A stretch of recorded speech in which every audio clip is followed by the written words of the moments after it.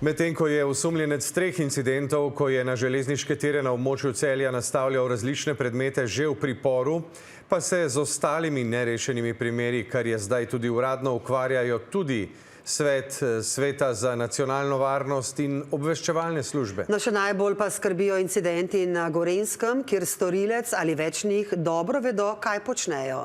Na slovenskih železnicah celo sumijo, da storilec morda prihaja iz njihovih vrst. Več Mojca Hanžič. Najprej v Celje, kjer je šlo, tako vodja kriminalistov, za klasični vandalizem, ki ga je osumljeni stopnjeval.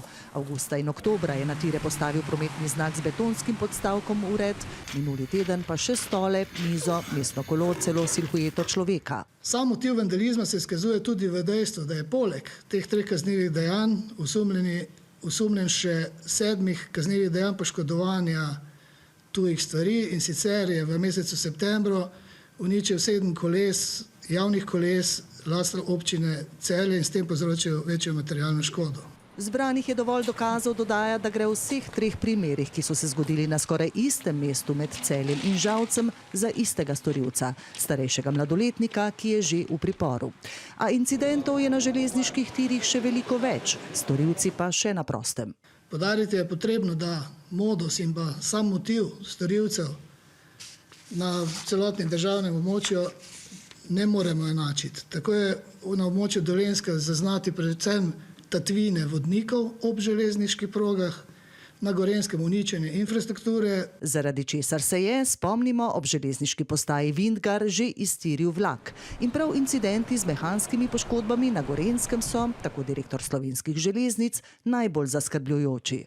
Ker je način delovanja drugačen, še bolj nevaren od teh na ostalih delih države in tudi dosti bolj profesionalen. In zdaj je tudi uradno, s preiskavo se ukvarja celo Svet za nacionalno varnost.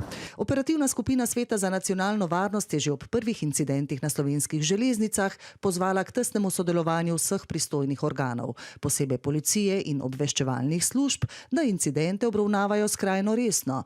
In še, ustanovljena je bila posebna koordinacija, ki incidente pregleduje z vseh možnih vidikov, pri čemer ne izključuje nobenih možnosti. Mislim, da je pristop pravilen, glede na to, kaj vse se po Evropi dogaja v zvezi z različnimi incidenti na kopnem, v zraku in na morju.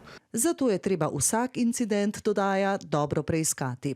Verjame sicer, da gre v večini teh primerov za objestnost. Vendar pa so lahko v ozadju tudi resni testi strani Rusije, predvsem na kritični infrastrukturi Republike Slovenije in tudi drugih evropskih držav. Zato je absolutno pravilno, da se pogleda vsa takšna dejanja v največji možni celovitosti in da se loči tista, ki so objestniška, od tistih, ki so izjemno resna.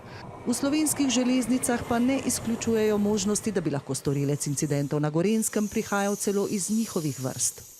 Vsekakor je lahko nekdo, ki je bil tudi že zaposlen, lahko da je tudi nekdo, ki je zaposlen, lahko je tudi nekdo, ki je delal za zunanje družbe, ki sodelujejo z železnicami ali z državo na področju železniške infrastrukture. Verjetno pa neko minimalno znanje oziroma poznavanje prog mora imeti.